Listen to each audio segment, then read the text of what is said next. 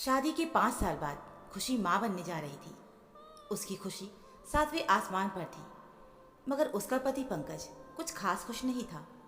खुशी अकेले ही डॉक्टर के पास जाती थी और अपने खाने पीने का ध्यान रखती थी। और अगर कभी पंकज को कुछ कहती तो काम का बहाना कर वो अपनी जिम्मेदारियों से पल्ला झाड़ लेता था।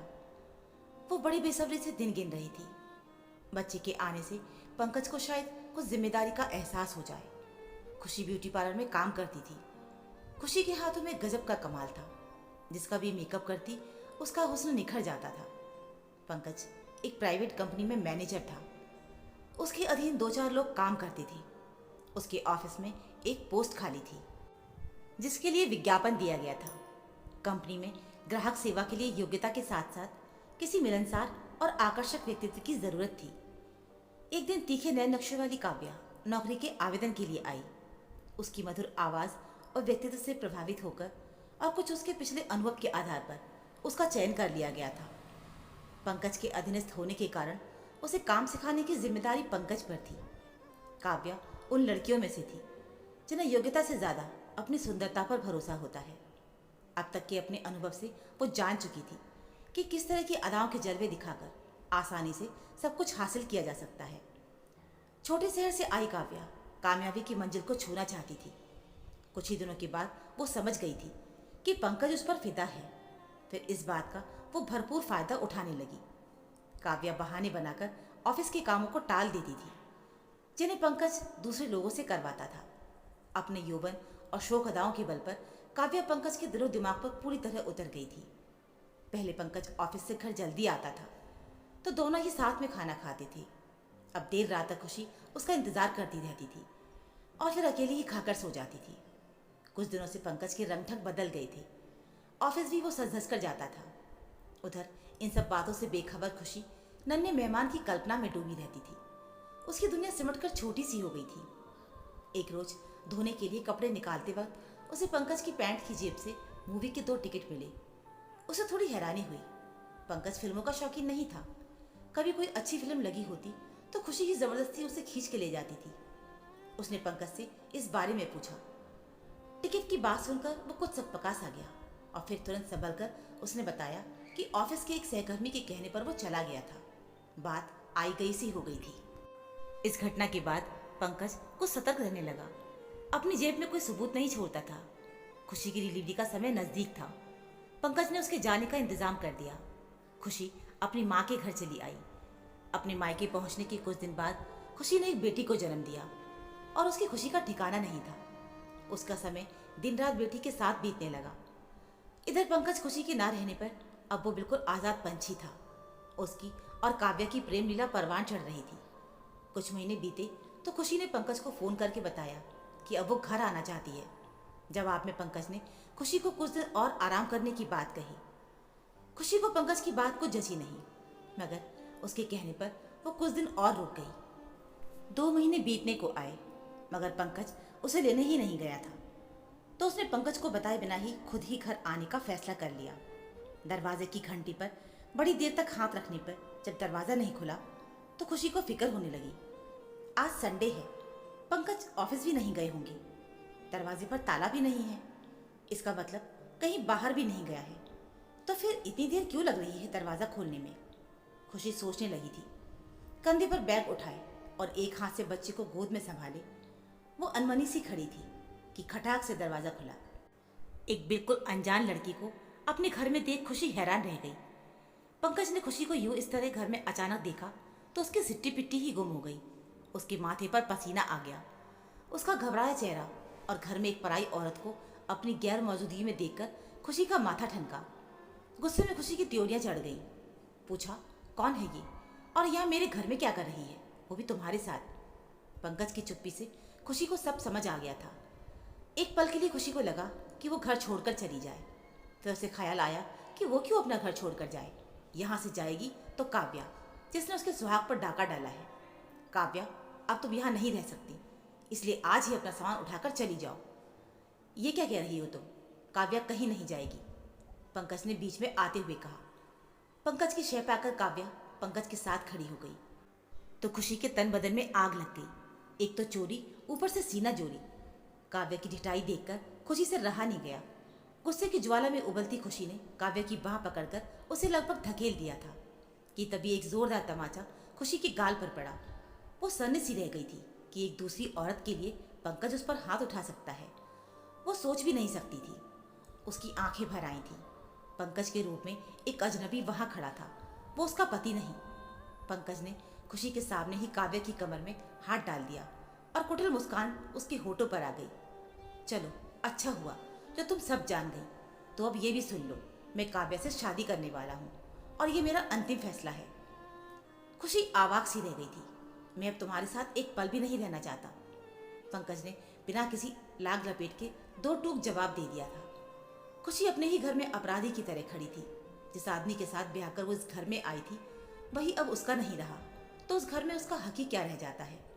बसी बसाई गृहस्थी उजड़ चुकी थी। पंकज ने जब तलाक का नोटिस भिजवाया तो खुशी पूरी तरह टूट गई थी। रह रहकर खुशी को वो थप्पड़ याद आता जो पंकज ने उसे काव्य की खातिर मारा था। अब जिस रिश्ते की मौत हो चुकी थी उसे सिर्फ कफन पहनाना ही बाकी था। वक्त ने गम का बोझ कुछ कम किया तो खुशी अपने आप में लौटी। अपने घर वालों पर बोझ होने की बजाय उसने फिर से नौकरी करने का फैसला लिया। खुशी दिल कड़ा कर चुकी थी। नन्ही जान को अपनी माँ की देखरेख में छोड़कर काम पर जाने लगी। जिंदगी की गाड़ी एक बार फिर से पटरी पर आने लगी। ब्यूटी सैलून में उसके हाथों के हुनर के ग्राहक कायल थे। उसे अपने काम में महारत हासिल हो चुकी थी। कुछ समय के बाद खुशी ने नौकरी भी छोड़ दी। अब वो खुद का काम शुरू करना चाहती थी। तलाक के बाद कोर्ट के आदेश पर खुशी को पंकज से जो रुपए मिले उनमें अपनी कुछ जमा पूंजी मिलाकर उसके पास इतना पैसा हो गया कि वो अपना सपना पूरा कर सकती थी। अपने सैलून के लिए जगह तलाश करने की दौड़ धूप में उसकी मुलाकात प्रॉपर्टी डीलर नीरज से हुई, जिसने खुशी को शहर के कुछ इलाकों में कुछ जगह दिखाई। असमंजस में पड़ी खुशी जब कुछ तय नहीं कर पाई तो नीरज ने खुद ही उसकी परेशानी दूर करते हुए एक अच्छी रिहायशी जगह में उसे जगह दिलवा दी और अपना कमीशन भी थोड़ा कम कर दिया। तो खुशी नीरज की एहसानमंद हो गई। नीरज की प्रॉपर्टी डीलिंग के ऑफिस के पास खुशी का सैलून खुल गया। आते जाते दोनों की अक्सर मुलाकात हो जाती थी। कुछ समय के बाद उनका साथ उठना बैठना भी हो गया। नीरज खुशी के अतीत से वाकिफ था। उसके बावजूद भी वो कभी भूल से भी खुशी को पुरानी बातें याद नहीं करने देता। उसकी हमदर्दी भरी बातें खुशी के टूटे मन को सुकून देती थी। जिंदगी ने मानो हंसने मुस्कुराने का उसे बहाना दे दिया था। दोस्ती कुछ गहरी हुई तो प्रेम के अंकुर फूटने लगे। नीरज ने खुशी को बताया कि उसके घर वाले पुराने विचारों के हैं तो खुशी को यकीन हो गया कि उसके तलाकशुदा होने की बात जानकर वो नीरज के साथ उसकी शादी कभी स्वीकार नहीं करेंगी। इधर पंकज को काव्य से शादी करके उसके अहम को संतुष्टि तो मिली, लेकिन काव्या खुशी नहीं थी। शादी के बाद भी काव्या पत्नी ना होकर प्रेमिका की तरह रहती थी। घर के कामों में बिल्कुल फूहड़ थी। उसकी फिजूल खर्ची से पंकज अब परेशान रहने लगा था। कभी उस पर झुंझला उठता तो काव्या उसका जीना हराम कर देती थी। तलाक और पुलिस की धमकी देती थी। अब पंकज का इश्क का भूत जल्दी ही सिर से उतर गया। खुशी के साथ शादी के शुरुआती दिनों की कल्पना करके पंकज के मन में बहुत से विचार आने लगे। वो एक बार फिर से खुशी के संग के लिए उत्सुक होने लगा। किसी तरह खुशी के घर और सैलून का पता लगाकर एक दिन वो खुशी के फ्लैट पर आ धमका। एक अरसे के बाद अचानक उसे सामने देखकर खुशी चौंक उठी थी कि पंकज को आखिर उसका पता कैसे मिला और अब वो यहाँ क्या करने आया है। कैसी हो खुशी? तुम तो बिल्कुल बदल गई हो, पहचान में ही नहीं आ रही। पंकज ने उसे भरपूर नजरों से घूरा। खुशी अब आधुनिक फैशन के कपड़े पहनने लगी थी। सलीके से कटे बाल और आत्मनिर्भरता के भाव उसके चेहरे की रौनक बढ़ा रहे थे। उसका रंग रूप भी पहले की तुलना में काफी निखर आया था। किस काम से आए हो? उसने बेहद उपेक्षा भरे लहजे में कहा। वो बोला, सुनो खुशी, मैं तुम्हारा गुनहगार हूँ। मुझसे बहुत बड़ी गलती हो गई है। हो सके तो मुझे माफ कर दो। पंकज के तेवर नरम पड़ गए थे। उसने खुशी का हाथ पकड़ लिया कि तभी एक झन्नाटेदार तमाचा पंकज के गाल पर पड़ा। खुशी ने बिजली की फुर्ती से फौरन अपना हाथ छुड़ा लिया। पंकज का चेहरा तमतमा गया था। इस खातिरदारी की तो उसे उम्मीद ही नहीं थी। वो कुछ बोलता उससे पहले खुशी गुर्राई। आज के बाद दोबारा मुझे छूने की हिम्मत की तो अंजाम इससे भी बुरा होगा। ये मत भूलो कि तुम मेरे पति नहीं हो और एक गैर मर्द मेरा हाथ इस तरह नहीं पकड़ सकता, समझे तुम? अब दफा हो जाओ यहाँ से। उसे एक भद्दी सी गाली देकर पंकज बोला, सती सावित्री बनने का नाटक कर रही हो। किस किस के साथ अय्याशी करती हो मैं सब जानता हूँ। मैं अगर चाहूँ तो तुम्हारी इज्जत सारे शहर में उछाल सकता हूँ। इस थप्पड़ का बदला तो मैं लेकर ही रहूंगा। और फिर खुशी को बदनाम करने की धमकी देकर पंकज वहां से चला गया। खुशी की सहन शक्ति जवाब दे गई थी। वो तकिए पे सिर रखकर खुद पर रोती रही। जुल्म उस पर हुआ था, लेकिन कसूरवार उसे ठहराया जा रहा था। इस मुश्किल की घड़ी में उसे नीरज की जरूरत होने लगी थी। उसके प्यार का मरहम उसके दिल को सुकून दे सकता था। पंकज किसी भी हद तक जा सकता है, ये खुशी को यकीन था कि वो चुप नहीं बैठेगा। अगर उसकी बदनामी हुई तो उसके सलून के बिजनेस पर असर पड़ सकता है। नीरज को उसने कॉल लगाया तो इंगेज जा रहा था। खुशी के पास उसका विजिटिंग कार्ड था। उसने पास से गुजरते ऑटो को हाथ देकर रोका और पता बताया। धड़कते दिल से खुशी ने फ्लैट की घंटी बजाई। एक आंटी ने दरवाज़ा खोला।